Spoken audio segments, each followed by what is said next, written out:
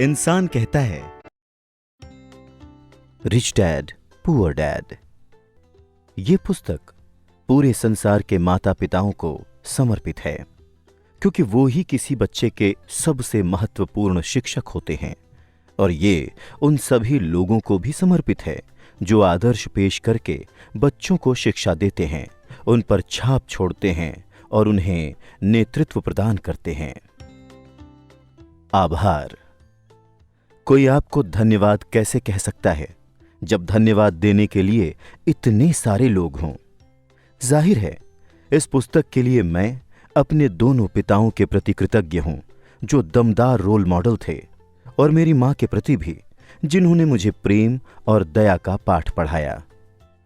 इस पुस्तक को साकार करने में जिस इंसान ने सबसे सक्रिय भूमिका निभाई वो है मेरी पत्नी किम, जो वैवाहिक संबंध, कारोबार और जीवन में मेरी साझेदार है।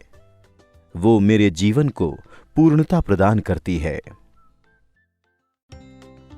20 साल, 20 और 20 की दूरदर्शिता। आज से 20 साल पहले बीटल्स ने 1 जून 1967 को sergeant papers lonely hearts club band album release किया। ये तुरंत सफल हो गया, वाणिज्यिक और आलोचनात्मक सफलता के शिखर पर पहुंच गया। यह एल्बम इंग्लैंड में एल्बम चार्ट के शिखर पर 27 सप्ताह रहा और अमेरिका में 15 सप्ताह तक नंबर 1 रहा। टाइम मैगजीन ने सर्जेंट पेपर्स को संगीत की प्रगति में एक ऐतिहासिक मोड़ कहा था। इसने सन 1968 में 4 ग्रैमी अवार्ड्स जीते, साथ ही एल्बम ऑफ द ईयर भी जीता। ये सम्मान पाने वाला ये पहला रॉक एल्बम था। रिच डैड पुअर डैड मेरे 50वें जन्मदिन पर 8 अप्रैल सन 1997 को रिलीज हुई थी। द बीटल्स कहानी के विपरीत ये पुस्तक तुरंत सफल नहीं हुई, न तो वाणिज्यिक दृष्टि से न ही आलोचनात्मक दृष्टि से। वास्तव में पुस्तक के प्रकाशन और इसके बाद उठे आलोचना के तूफान इसके एकदम विपरीत थे। रिच डैड पुअर डैड को मूलतः स्वयं प्रकाशित किया गया था, क्योंकि हम जिस भी पुस्तक प्रकाशक के पास गए, हर एक ने मेरी पुस्तक को ठुकरा दिया। अस्वीकृति के कुछ पत्रों में इस तरह की टिप्पणियां थीं। आप ये नहीं जानते कि आप किस बारे में बात कर रहे हैं। मैंने सीखा कि ज्यादातर प्रकाशक मेरे अमीर डैडी के बजाय मेरे उच्च शिक्षित गरीब डैडी की तरह अधिक थे। ज्यादातर प्रकाशक पैसे के बारे में मेरे अमीर डैडी के सबक से सहमत नहीं थे, मेरे गरीब डैडी की तरह। 20 साल बाद सन 1997 में रिच डैड पुअर डैड एक चेतावनी थी, भविष्य के बारे में सबकों की पुस्तक। 20 साल बाद संसार के करोड़ों लोग मेरे अमीर डैडी के भविष्य के बारे में चेतावनियां और सबकों के बारे में ज्यादा जागरूक हो चुके हैं। 2020 दूरदर्शिता के साथ कई लोगों ने कहा है कि उनके सबक भविष्यदर्शी थे। भविष्यवाणियां सच हो गई हैं। इनमें से कुछ सबक ये हैं। अमीर डैडी का सबक नंबर 1, अमीर लोग पैसे के लिए काम नहीं करते। 20 साल पहले मेरे कई प्रकाशकों ने मेरी पुस्तक को अस्वीकार कर दिया था, क्योंकि वो अमीर डैडी के पहले सबक से सहमत नहीं थे। आज लोग अमीरों और बाकी हर व्यक्ति के बीच की बढ़ती खाई के बारे में ज्यादा जागरूक हैं।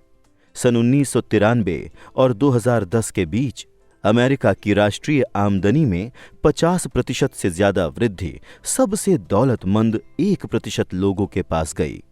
तब से स्थितियां बदतर ही हुई हैं। यूनिवर्सिटी ऑफ कैलिफोर्निया के अर्थशास्त्रियों ने पाया है कि सन 2009 और सन 2012 के बीच 95% आय उन्हीं सबसे दौलतमंद 1% व्यक्तियों के पास गई।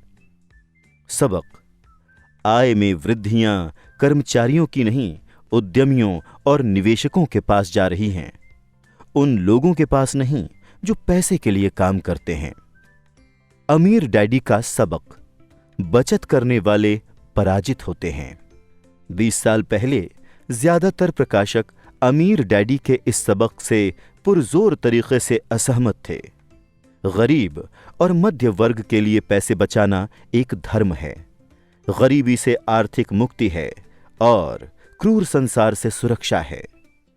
कई लोगों को तो ऐसा लगा जैसे बचत करने वालों को पराजित कहना ईश निंदा है। सबक: एक चित्र 1000 शब्दों जितना मूल्यवान होता है। डाउ जोन्स इंडस्ट्रियल एवरेज के 120 सालों के चार्ट पर अगर नजर डालें तो आपको दिख जाएगा कि बचत करने वाले क्यों और कैसे पराजित हुए।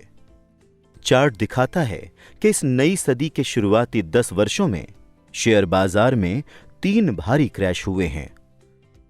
आगे चार्ट इन क्रैशों को चित्रित करता है। पहला क्रैश सन 2000 के आसपास का .com क्रैश था। दूसरा क्रैश सन 2007 का रियल एस्टेट क्रैश था और तीसरा 2008 का बैंकिंग क्रैश था।